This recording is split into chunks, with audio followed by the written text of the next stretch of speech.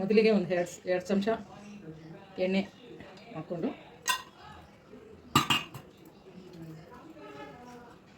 ಸ್ವಲ್ಪ ಸಾಸಿವೆ,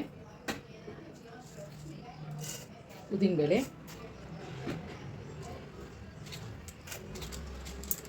ಕಡಲೆಬೇಳೆ, ಧನಿಯಾ ಒಂದು ಎರಡು ಚಮಚ, ಜೀರಿಗೆ ಸ್ವಲ್ಪ,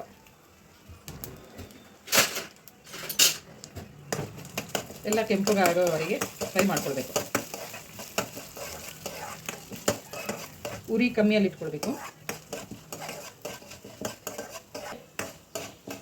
ಸುವಾಸನೆ ಬರುತ್ತೆ. ಇದು ಕೊತ್ತಂಬರಿ ಬೀಜ ಗಮ್ಮಂತ ಘಮ ಬರುತ್ತೆ. ಇದನ್ನು ಬೇರೆ ಪ್ಲೇಟಿಗೆ ಹಾಕ್ಕೊಳ್ಬೇಕು.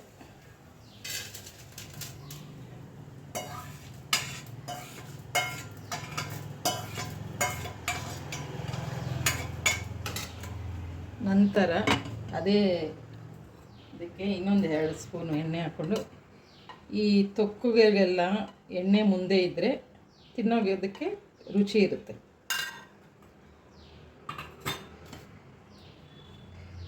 ಬೆಳ್ಳುಳ್ಳಿ,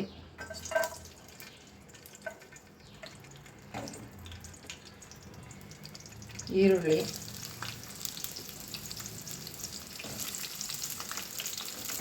ಹಸಿಮೆಣಸಿನ್ಕಾಯಿ, ಕರಿಬೇವಿನ ಸೊಪ್ಪು,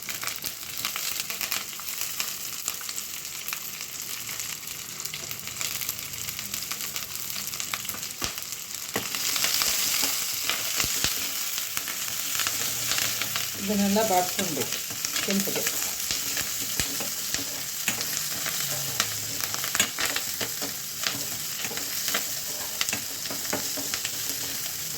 ಹಸಿಮೆಣಸಿನ್ಕಾಯಿ ಹಸಿ ಸ್ಮೆಲ್ಲೆಲ್ಲ ಹೋಗಬೇಕು.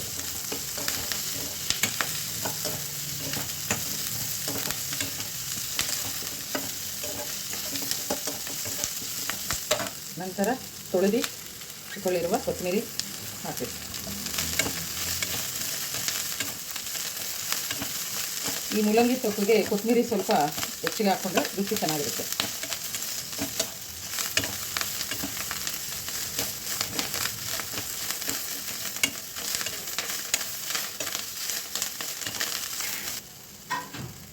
ಇದನ್ನು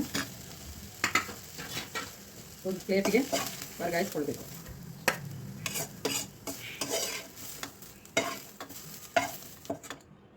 ಚಮಚ ಎಣ್ಣೆಯನ್ನು ಹಾಕ್ಕೊಂಡು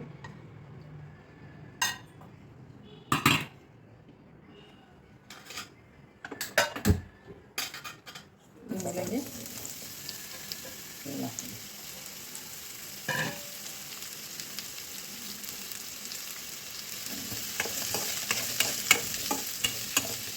ಮೂಲಂಗಿಯನ್ನು ನೀರು ಅಬ್ಸರ್ವ್ ಆಗೋವರೆಗೂ ಬಾಡಿಸ್ಕೊಳ್ಬೇಕು.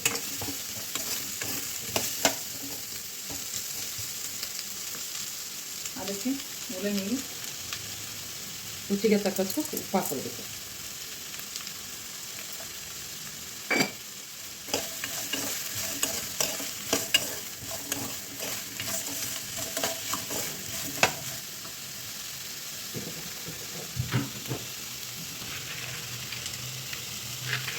ಒಂದು ಕೈ ಹಿಡಿಯಷ್ಟು ಕಡಲೆ ಬೀಜ ಹಾಕ್ಕೊಳ್ಬೇಕು.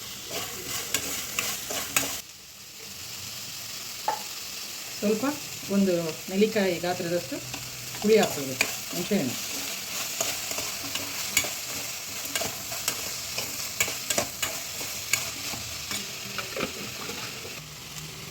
ರುಚಿಗೆ ತಕ್ಕಷ್ಟು ಸ್ವಲ್ಪ ಬೆಲ್ಲ ಹಾಕ್ಕೊಂಡ್ರೆ ರುಚಿ ಚೆನ್ನಾಗಿರುತ್ತೆ.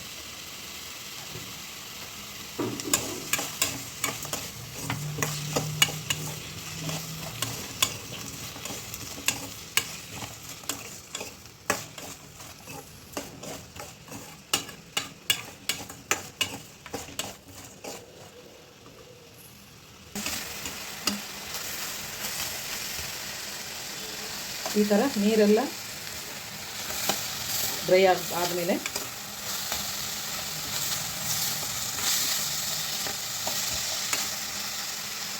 ಸ್ಟವ್ ಆಫ್ ಮಾಡಿ ಮೊದಲು ಈ ಡ್ರೈ ಮಾಡಿಕೊಂಡು ನಂತರ ಇದೆರಡು ಮೂರನ್ನು ಹಾಕಿ ಮಿಕ್ಸಿ ಮಾಡ್ಕೊಳ್ಬೇಕು.